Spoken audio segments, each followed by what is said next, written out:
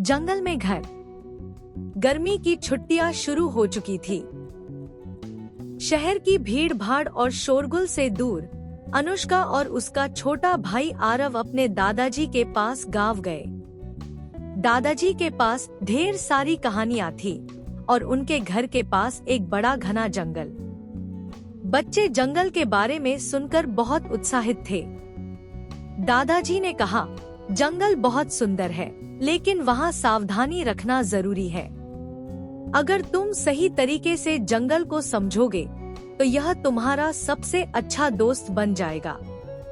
आरव ने पूछा, दादाजी, क्या जंगल में कोई घर हो सकता है? दादाजी मुस्कुराए और बोले, हर सवाल का जवाब जंगल खुद देता है, बस ध्यान से देखना होगा।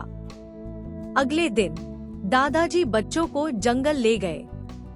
सूरज की किरणें पेड़ों के बीच से छन छन कर आ रही थी।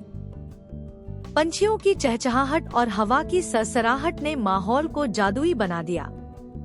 जंगल में चलते चलते अनुष्का ने देखा कि एक छोटा सा खरगोश पत्तों के नीचे छुपा हुआ था। उसने दादाजी से पूछा, ये यहाँ क्यों छुपा है?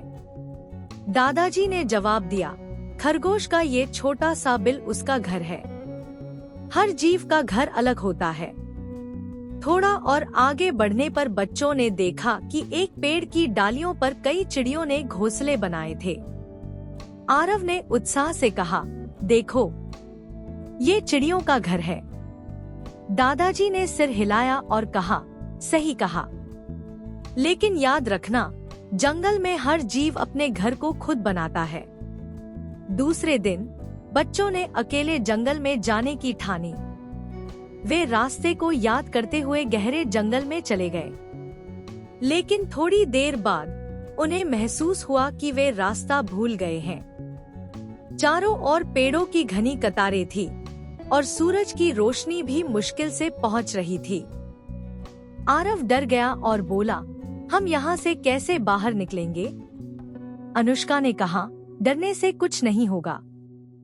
चलो कुछ देर रुककर सोचते हैं। बच्चों ने बैठकर अपने चारों ओर देखा। उन्होंने देखा कि पास ही एक जंगली बकरी पत्तियां खा रही थी। बकरी धीरे धीरे चलने लगी और बच्चों ने सोचा कि शायद वह उन्हें किसी सुरक्षित जगह पर ले जाएगी।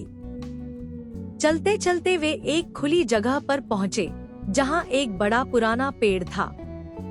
पेड़ के नीचे एक छोटा सा तालाब था और पास में ही घनी झाड़ियाँ। अनुष्का ने कहा, अगर हमें यहाँ कुछ देर रुकना पड़े तो हमें एक अस्थायी घर बनाना होगा। आरव ने सवाल किया, लेकिन हम घर कैसे बनाएंगे? अनुष्का ने जवाब दिया, जंगल में जो कुछ भी है उसे इस्तेमाल करेंगे। उन्होंने बड़े पत्ते इकट्ठा किए और उन्हें पेड़ की डालियों से बांधकर एक छत बनाई। झाड़ियों से एक किनारा सुरक्षित किया और तालाब से थोड़ा पानी भी भर लिया। रात को जब वे अपने बनाए घर में बैठे थे तो चांद की रोशनी चारों ओर फैली हुई थी। अनुष्का ने कहा, देखो, जंगल ने हमें सब कुछ दिया, हमें बस उसे समझने की जरूरत थी। आरव ने सहमति में सिर हिलाया और कहा, हमने अपने लिए एक घर बना लिया, बिल्कुल जंगल के जीवों की तरह। सुबह होते ही उन्होंने दादाजी की आवाज सुनी। दादाजी उन्हें ढूंढते हुए वहां पहुंच गए। बच्चों ने अपने अनुभव सुनाए। दादाजी मुस्कुराए और बोले, जंगल ने तुम्हें अपना सबसे बड़ा सबक सिखा दिया है, साधन, संपन्नता और धैर्य। यही जीवन का असली मंत्र है।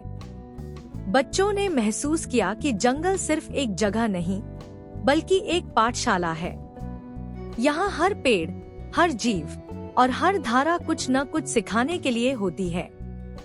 गांव लौटने के बाद बच्चों ने दादाजी के साथ मिलकर गांव के अन्य बच्चों को जंगल की कहानियां सुनाई।